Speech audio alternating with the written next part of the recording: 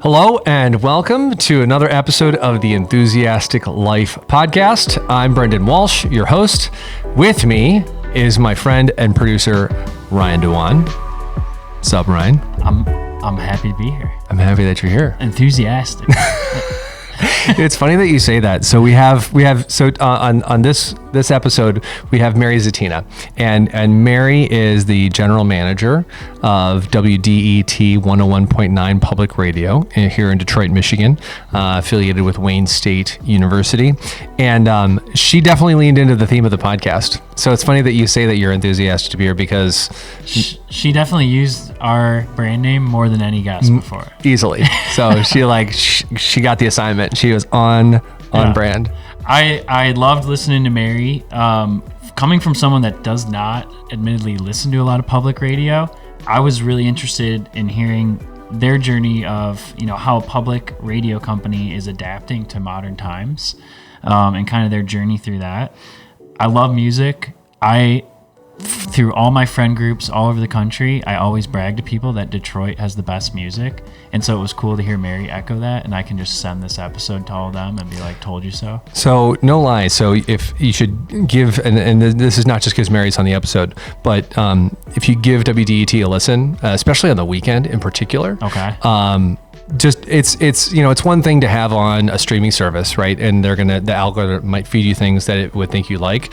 This is going to be something that someone else likes, right? Yeah. And things you might never think about or hear about, and they've got great taste and they pick great music, and you can hear a lot about the flavor of music of Detroit, whether it's EDM, with Detroit being the birthplace of techno, or Motown, or jazz, or hip hop. I mean, it's really great. So. I'm pumped. And also, we have a lot of dog lovers, so if you're a big dog lover, Mary has great dog stories. We do close with an awesome dog story at the end. So yeah, so so if you're a dog lover, stay through to the end and enjoy the episode. So and without further ado, that was an awkward segue, but I'm going to do it. Without further ado, enjoy our interview with Mary Zatina. Mary Zatina, welcome to the Enthusiastic Life podcast. I'm so happy that you're here. I am very happy to be here too and focus on enthusiastic living. Thank you for having me, Brendan. So do you mind introducing yourself to our audience? Well, my name is Mary Zatina. It's always been that name. That's it's an Arabic name. I'm Lebanese, and the Arabic word for olive is zaytuna. So I get a little antsy if somebody says they don't like olives, but my parents were born in Canada and came here. My father had a little grocery store on the Lower East Side. He became a U.S. citizen. My mom was a Canadian till the day she died. I'm actually a dual citizen, and just very Detroit. I mean, I know I'm going way back, and your audience is going, holy smokes, it's going to be a long interview. But my origin story as a Detroiter, as a person of Lebanese ancestry, is part of who I am. Awesome. I went to school at Wayne State University, have always stayed local, and have really had a crazy quilt career of positions, most of them nonprofit, that just had me following my heart. And right now I'm at WDET Public Radio, Detroit's NPR station, and I'm the general manager there. Wonderful. Yeah. And from your best recollection, because memory could be a funny thing, do you recall how we met? We have your wonderful wife, Kelly, to thank. You came to Detroit. We inherited the Walshes, or maybe you returned? We returned to Detroit, yes. So thank you. Welcome back. And brought in an outsider from that state down south in Ohio, but we will allow it. That's Kelly. That's Kelly. So someone who I trust very much said, Mary, I think you should meet this person, Kelly Walsh. She's looking for a job. She's looking for a network here in Detroit. So we met, and it was perhaps the same story for you. Love at first sight. Your wife has such a magnetic personality, and a a committed spirit to community. In her professional life, she's very committed to community. And then in her personal passions, she started Impact 100. I believe she started it. She did not start it for me. She might have started, yes. She might have been. But the Metro Detroit chapter? It was already here in existence, It was already here. Well, she gave it enthusiastic life and got a hook in me, and I joined. And then I recall one day you and I met, and you were so happy to make the connection because we already had that family We have connection. the Mutual Admiration Society for Kelly Walsh. Well, it's still strong, and I guess that helps us go back quite a few years. Yeah, So yeah. I'm happy to be here with you today. So for those who may not be aware of it, can you share what Impact 100 Metro Detroit is and does? Oh, it's a collective impact nonprofit organization. Some of us are maybe capable of making huge philanthropic gifts. I don't include myself in that category, but some of us want to magnify the impact of our giving. So Impact 100 Metro Detroit, and there is another chapter out there. I'll tell you why I love the Metro Detroit chapter so much in a minute. It is women, mostly women, not exclusively women, who each commit to giving $1,000 a year to Impact 100, and collectively we can raise every year to close to $300,000. Women who are involved in the group then form committees, and they study and put the word out to nonprofits throughout the region to apply for a grant. Tell us what you want to do, nonprofit, that will be life-changing for your organization. And then we break down in different categories to analyze the applicants. There is some hardcore financial analysis of the books and budgets of the organizations, and then some real thoughtful consideration of what these nonprofits propose to do. As a member of Impact 100, we all get a vote. Who should get this money? I love the line there of one woman, one vote. Yeah, one woman, one vote. But boy, that's my favorite part of the Impact 100 year, is watching, learning about the stories, and then figuring out what I think should get a huge grant. The organization gives grants of $100,000 to the top nonprofits. And then, because they're very true about everything we raise, we give. One year they got close to $300,000, but just shy, and then the difference got divvied up amongst the runners-up. Yeah. And it's just a way to make a big difference by joining arms and locking hearts with others in the community who want to do good. So It's Impact 100 Metro Detroit. I am all about Detroit. Born and raised in Detroit. I live in the city. And the Metro Detroit chapter has been very, very inclusive of the city of Detroit and Wayne County. And that was important to me and a differentiator for why I chose to get involved with Impact 100 Metro Detroit. Awesome. Very cool. So I was looking back, and what drew you to communications? I mean, obviously you say you've had a very a wide-ranging path professionally, but there's that through current of communications, and I saw that's something you studied at Wayne State. What drew you to that, and then how did you end up at WDET? Because it's interesting to see that bookend, where you started and where you are now. Never go back to somewhere you've worked before, but I did that. That's a good question. I know I was strong academically, both in grade school and high school, and people were pushing me toward the scientists. You might have pushed me toward engineering had you been in my family. I distinctly remember high school biology classes and dissecting fetal pigs, and I thought, this is super cool, but I don't think I want to go this route. And then you start to look at, what are you good at? Talking. I don't know. Communication skills are so precious and really an important springboard to any profession. And as I see society communicating in so many different ways, I'm kind of old school, and I really value strong reading and writing.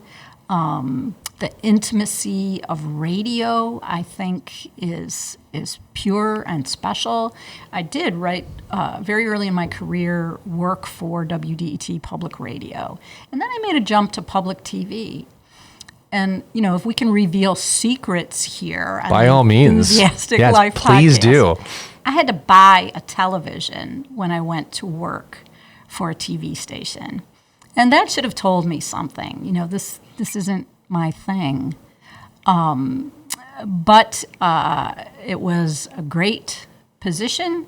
I worked at Detroit Public TV, in fact, and then I jumped into the commercial world again, using strengths and leveraging strengths that I had in communication. So it just stuck. Yeah. Yeah. So looking at your career, I mean, it's a fascinating journey between, public media to energy to advertising to government and then to healthcare. So can you talk about that journey and things you've learned from all those different industries along the way? Brandon, I think there are two constants. One of them is I enjoy leading. It's the most challenging part of any job, I think, but I enjoy it. And in most of these positions, I have had the honor and privilege of leading people. The other constant is more selfish. I've always done things that personally interested me and intrigued me. I was never hell-bent on some kind of steady progression of title or compensation. It's just like, what would be fun? Or what do I believe in? And that has had me go in circles in some cases, but it has always been a very satisfying work life, and I'm enthusiastic about it. So you mentioned enjoying leading and leadership. So what are some things you've learned about leadership along the way? I'm big on transparency. I'm big on pushing decisions down, giving people all the information they need to make good decisions, or the information they need to advise their supervisor. So I'm big on transparency. I'm big on communication, although communication has become a multi-front war. I hate to call it a war, but it is. There's so many different channels through which people choose to communicate. It's getting even harder to send a message and have the message received. But I value that a great deal. I think if people know a lot about the business they're in and why they do it, they're going to make better decisions in their work. I also have consistently hired leaders for their leadership ability. You can have the best subject matter expertise, but if you're going to lead a team and I'm going to lead you, I want you to have really strong leadership values of teamwork and collaboration, building people up, and the other things we can all learn together. That's really interesting. What you mentioned about communication, in that you would think it would make communication easier with more ways and avenues to communicate now, but that it's getting more challenging.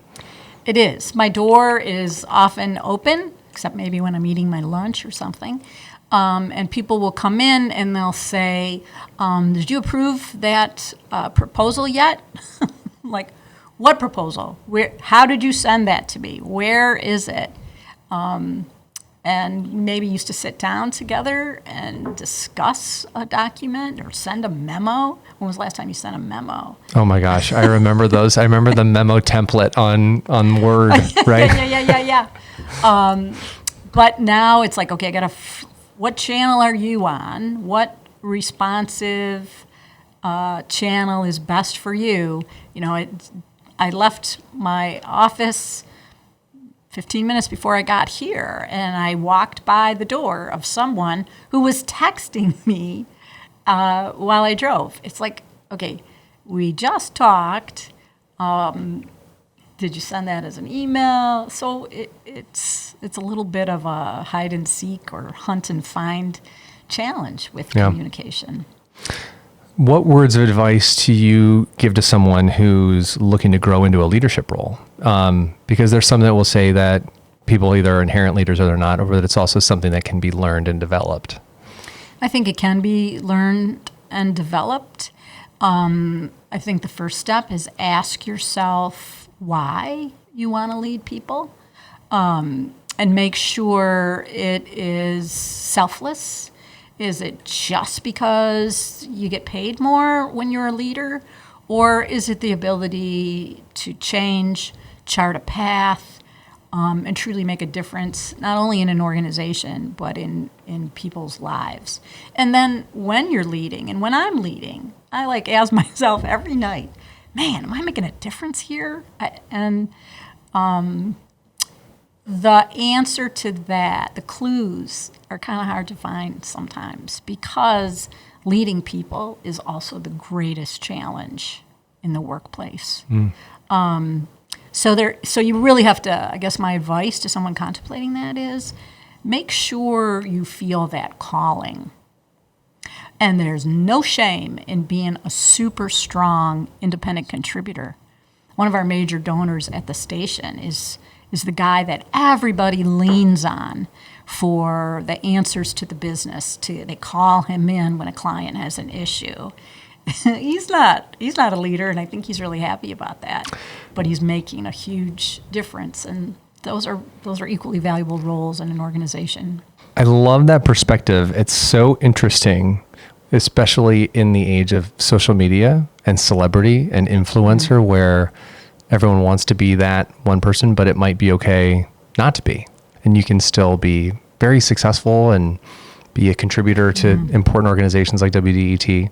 I'm always flattered when someone, usually a much younger person, says, would I mentor them? It's almost a little embarrassing. It's like, well, what does that mean? Let's have a conversation. I've had a lot of conversations with people that kind of come and go, and you might give a pearl of wisdom at a particular point in time for someone based on the current decisions that are laid out before them or the choices they have. That's a great honor, and I would encourage all people to really be open to those kind of inquiries from another human. And it's not, I'm old. I've been in the work field for many decades, but it's not just people who have had years of experience. It's also young people to young people. What did you experience there? Or what's it like to work with that person? What's it like to work at that organization? What's it like to work at a nonprofit? And I think there's so much knowledge and experience, human to human, that can be shared, and not so much on social media or from an influencer. That makes sense.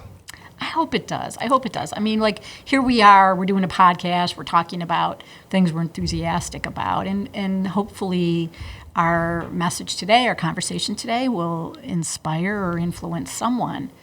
But in my time as a leader, in my time as a human, it's the interpersonal conversations that are really where the action is, where the heart is, and where the wisdom is. Very true. Very true. So someone half jokingly said earlier, never go back and work at the same place twice. Yeah. And yet, I did. Here you are, general manager of WDET. What brought you back? I said one of the constants in my life is work for things you care about and love. And way back in my first tour of duty at WDET, I discovered the station because of a reggae music program, and it hooked me in. But I kept valuing it. I kept loving it. I think public media, I think local news is very important for a community. And I can give you my whole spiel about why WDET is important and relevant. But it is something I care a lot about.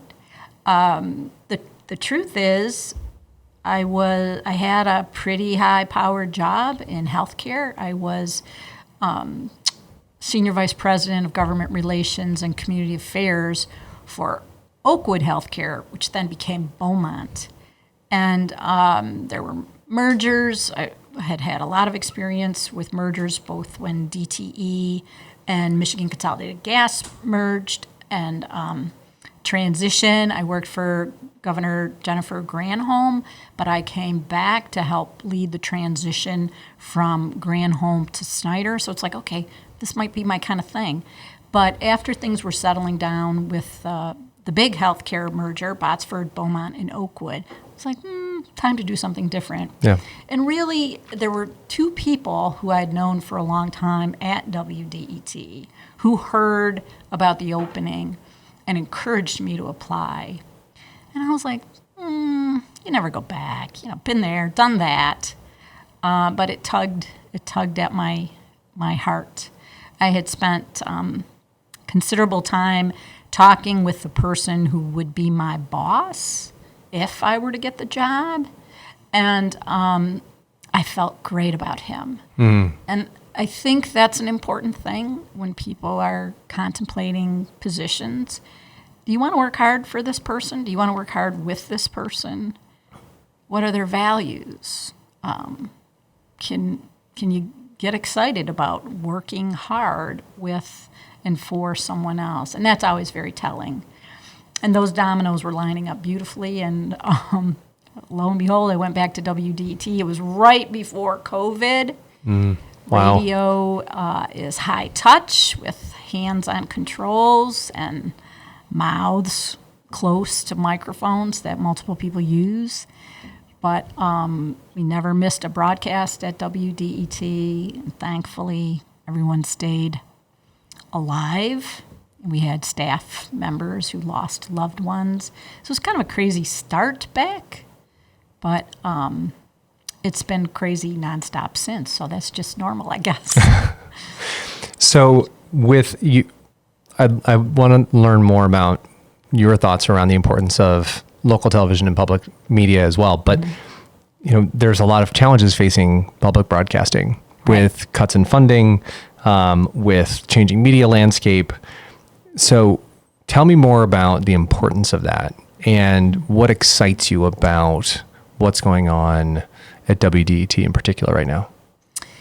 Well, since 1967, the federal government helped fund public radio and public television, not just the stations that are affiliated with their respective counterparts, PBS and NPR, but all community-operated radio stations, based on a belief by Congress, bipartisan Congress, that it was really important that everyone everywhere have access to news and information and educational content.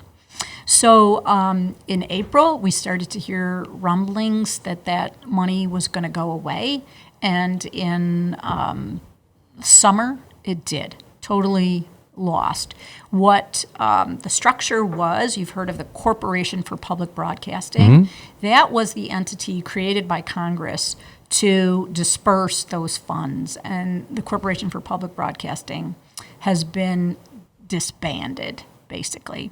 So for local stations, that means a loss of cash for operating in the form of what's called a community service grant. For WDET, the size of that grant was about $300,000 or 6% of our budget, so biggest single grant I had. But they also did really important services to create a network of public radio and public television services.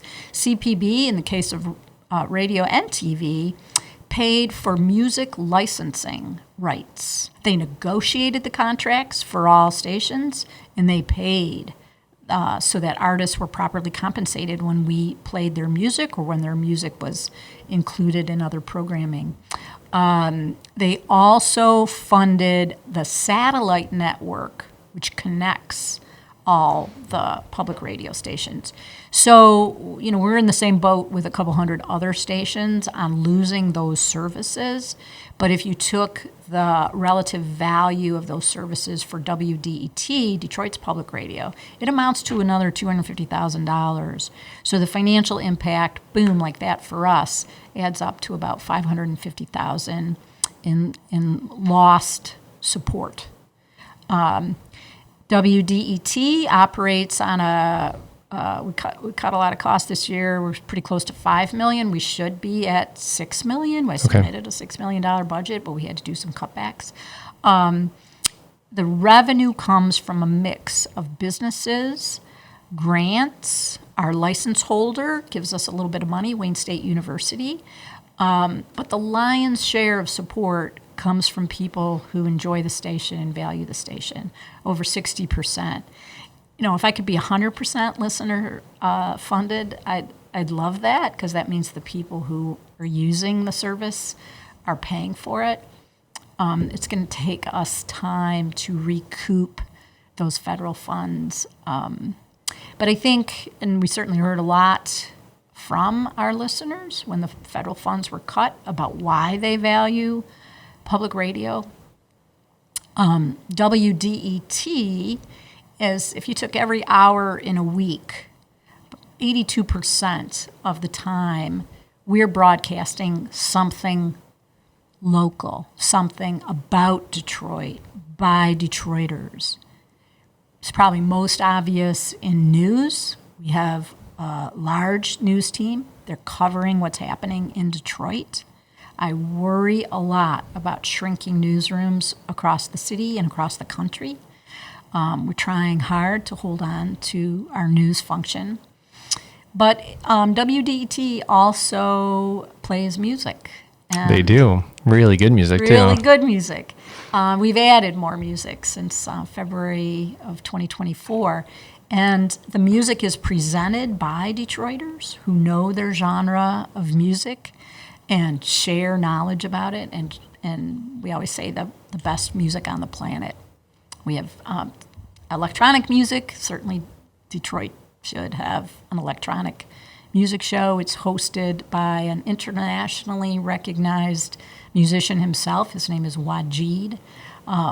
People recognize the name Ed Love. He's been at WDET over 40 years. He knows more about jazz than anyone.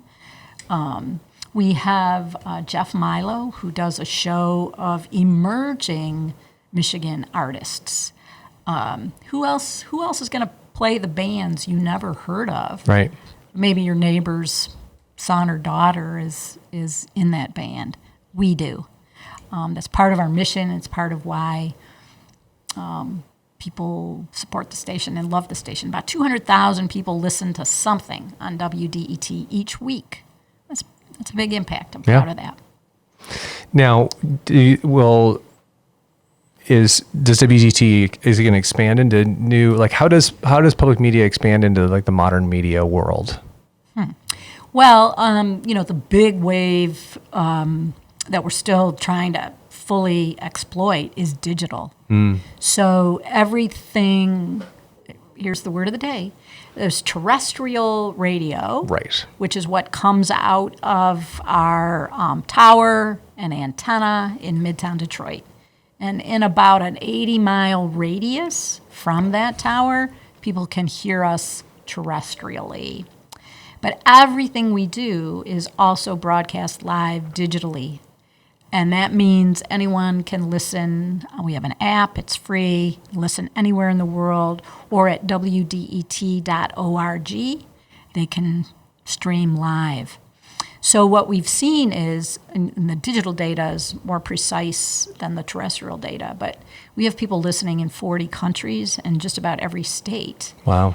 I don't know this for a fact. I'd love to invest in the research, but I think these are people who identify as Detroiters, or they're expats and they want to stay connected to the city. Or they're people who've never been to Detroit, but they know that the best music on the planet comes out of Detroit, and they're listening to it on WDET. But that's a big impact. It's a global impact. we're proud of it. We hope every single listener is a member, becomes a member. There's still a gap. So speaking of that, how can people support WDET if they wanted to today? How can they find it? I mean, obviously on the radio station at 101.9 WDET. Always wanted to say that like I was on the radio. Sold. Get you there. But where can they find it? How can they support? What are the best ways to support? The best way to support is we have a pretty easy to fill out form at wdet.org/donate. Just go to wdet.org, snoop around. You'll see news. You'll be able to stream some of the music shows we've been talking about. But then go to the donation page and leave a gift.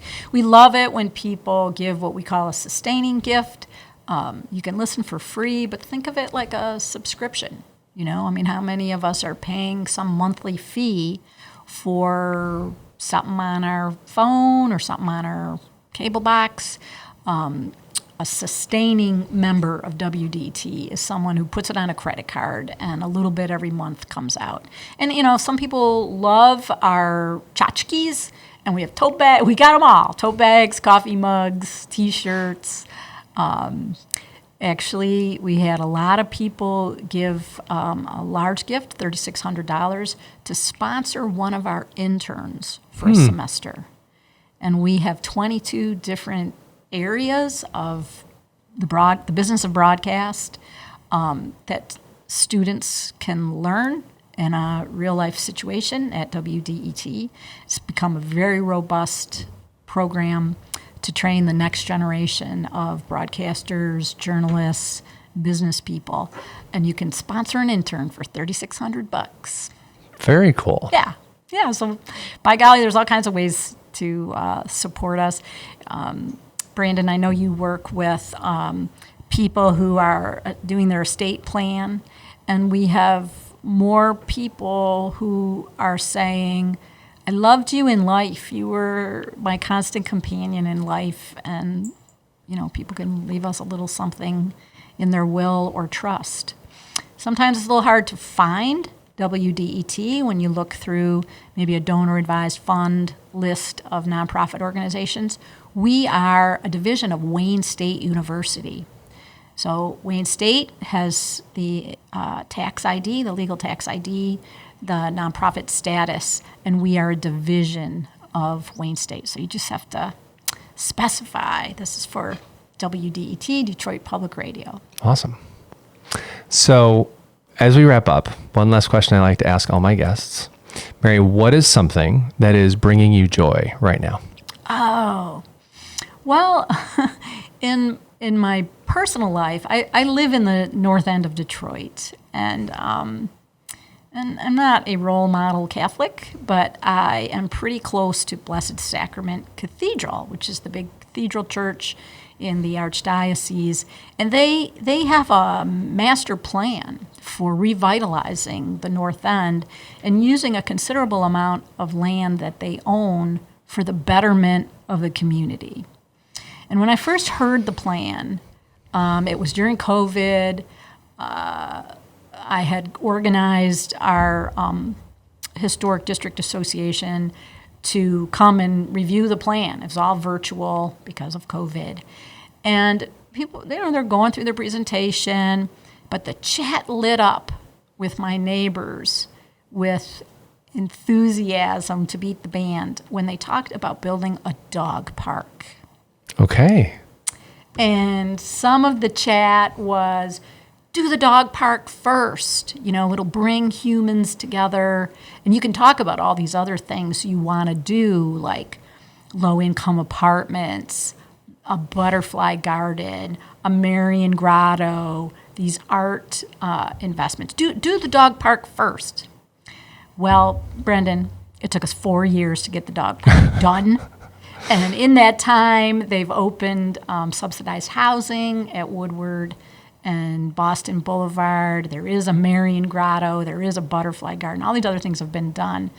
But I committed to working on the dog park, and just 2 weeks ago, we had the grand opening of the dog park and a blessing of the pets. And, my dogs, not the most social beasts, but I'm just so proud that we got that done. So that's one thing I'm really joyful about. I love it. And what kind of dogs do you have, and what are their names? These are the important questions we need to know. I have what I affectionately call Detroit Specials, which means they're strays, or they were strays at one time in their life. Probably a fair bit of pit bull in there. But I have one dog. She came into our life in a very magical way. We called her Magic, and Maggie for short. So it's Maggie. And then when another one came along, also a stray, his name is Presto. So we have Presto and Magic. So now I'm dying to know, what was the magical way that Maggie came into your life? It's a long story, but we had lost a dog from old age and sickness, and we were just devastated. It was the first time my husband and I had spent a day in our married lives without a dog. And someone in the neighborhood listserv put a photo of a dog and said, hey, this dog's running around, seems really friendly. I'm going to tie it up in front of my porch because I got to go to work. If anybody, if this is anybody's dog, let me know. So my husband said, well, we don't have a dog right now. We have a closed-in backyard. We'll take the dog. And a day went by. People were writing, I think that's Daisy Doo. Daisy, she didn't respond. Ebony, nothing. And we had the joy of this sweet dog for 24 hours. And it reminded us, okay, grief can be taken away by some pretty small things. But the next day, Donald said, that's my dog. And I'm moving from the neighborhood. My brother came to move furniture, left the door open. The dog got out. We're like, yeah, what's the dog's name? He said, Jinx. We said, Jinx. She was like, yes, yes, yes, yes. So he was clearly the dad. The two were reunited. They were both so happy to see one another. And Donald started to thank us for taking care of that dog. And we said, you know what? Thank you. We really needed this joy. And oh, by the way, our dog who died looked a heck of a lot like his Jinx. And it was a very beautiful moment in our backyard. I'll never forget. He knelt down and he was praying, I think. And we're wondering, what's going on? He said, I think you're supposed to have this dog. What? He said, well, I've been struggling because I am moving in with my aunt till my house is ready. She can't take the dog. We're like, well, you just need us to keep her a little longer? He said, no, I think she's supposed to be with you. He was a mail carrier. He had even come in his uniform to pick up Jinx. And he said, I walk all day. She's home all day. She wants to walk and play. When I get home, I don't want to walk and play. Look at your yard. I think she'd be better off here. And then my husband was like, oh, you can't just give up your dog. I'm like, shh, ixnay on that. And I'm sorry, it's such a long story, but no, please don't. That's a wonderful story. Yeah, and we hear from Donald on Christmas and Easter. How's my little Jinx? Oh, we did tell him right out of the bat, this dog has been a blessing to us. Yeah, we're not calling her Jinx, and now she's Maggie. Oh, I love it. I know, it's a beautiful story. There's so many great connections in Detroit between people if we just kind of reach out. Special community. Yep. And you are one of the special ones that are part of it. Thank you so much for being here, Mary. I really appreciate your time. This has been a fun conversation. Thank you for wanting to know more about my enthusiastic life. Well, thank you so much. Really appreciate it. Thank you so much to Mary Zatina for joining us on the Enthusiastic Life podcast. Mary's just a delight, and really enjoyed her thoughts on her career and leadership and the importance of local broadcasting, whether it's the news or public radio or public television, please consider giving them your support. You can check them out at WDET.org or on the radio on the old school terrestrial radio dial at 101.9. I've been listening to them since I was a kid, back when we did preset radio stations. Remember that? Remember that, Ryan? When you used to get a car and you used to preset all the radios? That's crazy. Anyway, sorry, dating myself. So thank you again to Mary. Thank you so much to everyone for joining and listening to us. If you could, please share us with a friend if you like what you're hearing. And give us a follow on Spotify or Apple or YouTube or wherever you listen. Give us a like, ratings. They all go a long way to making us findable. So thanks again, and we'll look forward to seeing you here next time.